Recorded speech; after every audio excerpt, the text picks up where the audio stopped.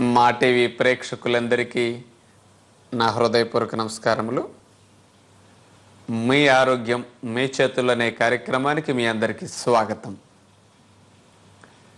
ఈ కార్యక్రమంలో ఈరోజు మనం కొబ్బరి నీళ్ల విశిష్టత, లేత కొబ్బరి విశిష్టత,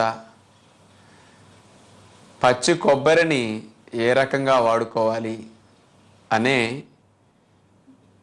3 విషయాలు మనం తెలుసుకోబోతున్నాం.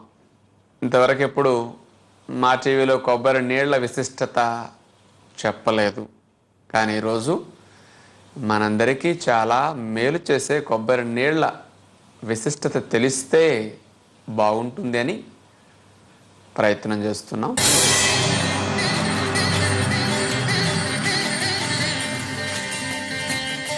కొబ్బరి బొండానికి ఎంత విశిష్టత ఉన్నది అంటే, మన భారతీయ సంప్రదాయాల్లో వివాహం జరిగే సందర్భాల్లో పెళ్లి కూతురు వివాహం చేసుకోవటానికి వేదిక మీదకు వచ్చేటప్పుడు కొబ్బరి బొండాన్ని చేతిలో పెట్టి పెళ్లిపేటల మీద కూర్చోబెడతారు. ఏ శుభకార్యాలు, నోములు, పూజలు జరిగినప్పుడు కూడా కొబ్బరి బొండాన్ని అక్కడ కాస్త బొట్టు పెట్టి దేవుడి దగ్గర పెట్టిస్తారు. అలా పెట్టడం వరకు మనకు తెలుసు. కానీ ఎవరు త్రాగితే మంచిది అనే విషయం ఆలోచిస్తే, హాస్పిటల్లో బాగోకుండా నీరసంగా ఉండే పేషెంట్లకి కొబ్బరి నీళ్ళు ఇవ్వాలి అని తెలుసు, త్వరగా వారు కోలుకుంటారని.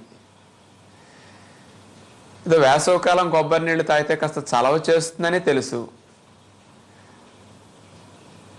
మరి ఇలాంటి సందర్భాల్లో మనం కొబ్బరి నీళ్ల గురించి వాడుకుంటూ ఉన్నాం. మరి దాని యొక్క విశేషత తెలిస్తే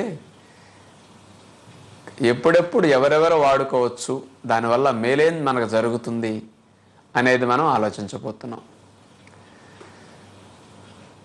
మనకి ప్రకృతిలో స్వచ్ఛమైన నీరు అంటే 2 రకాలుగా లభిస్తుంది. మొట్టమొదటి స్వచ్ఛమైన నీరు వర్షపు నీరు. ఉప్పు నీటి నుంచి వర్షపు నీరు మనకు వస్తున్నది. సూర్యకిరణాల వేడికి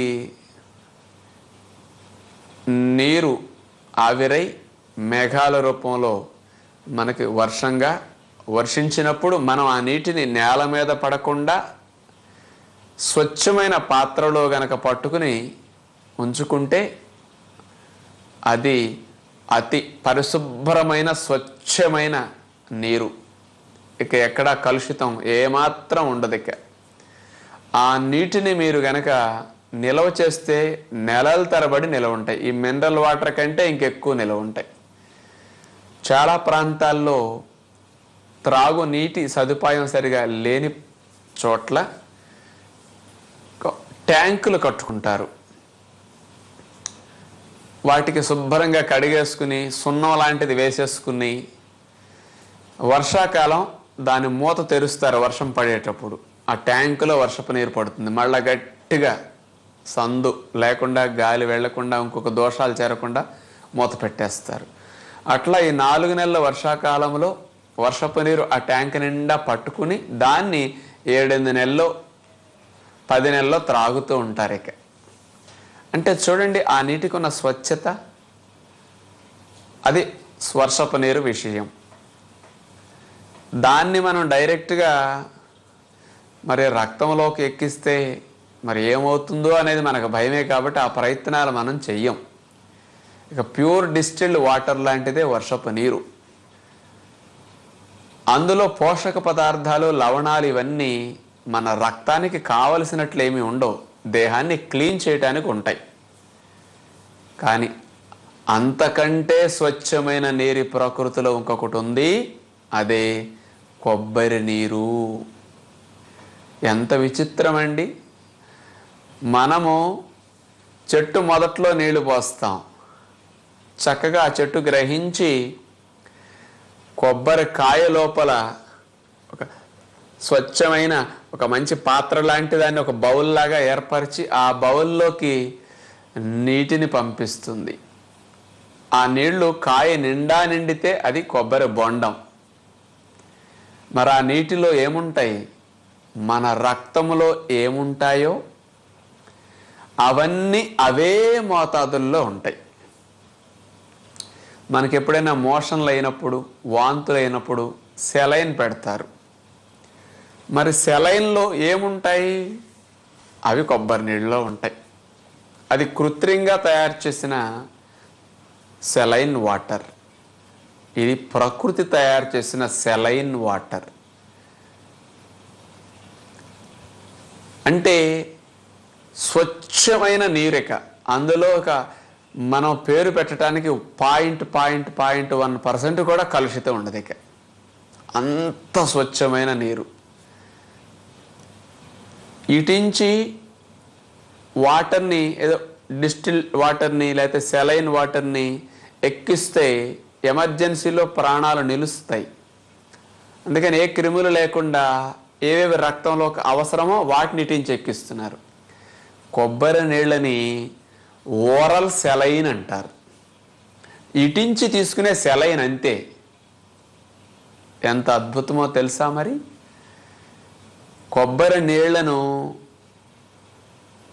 సెలైన్ బాటిల్లాగా బ్లడ్లోకి ఎక్కించిన మనిషికి ఏం ప్రాణం పోదు అని నిరూపణ జరిగిన వాస్తవాలు ఉన్నాయి. 1941-45 మధ్యలో జరిగిన పసిఫిక్ వార్లో సైనికులకి గాయాలు బాగా అయినప్పుడు ఎమర్జెన్సీలో సెలైన్స్ అన్ని అయిపోతే ప్రాణాపాయ స్థితి నుంచి రక్షించడానికి కొబ్బరి నీళ్లను ఎక్కించారంట సెలైన్ ద్వారా.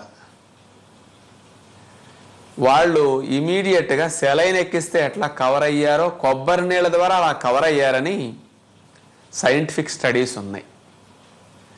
అంటే ఎంత అద్భుతమైన ప్రకృతి మన కొరకు తయారు చేసిన చక్కటి పానీయమో ఆలోచించండి.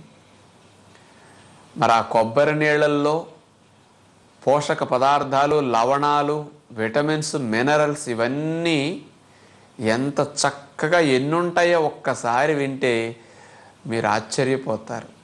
మనం ఇప్పుడు చెప్పుకోబోయే పోషక విలువలన్నీ 1/2 లీటర్ కొబ్బరి నీళ్ళల్లో ఉండే పోషక విలువలు. అంటే 250 ml.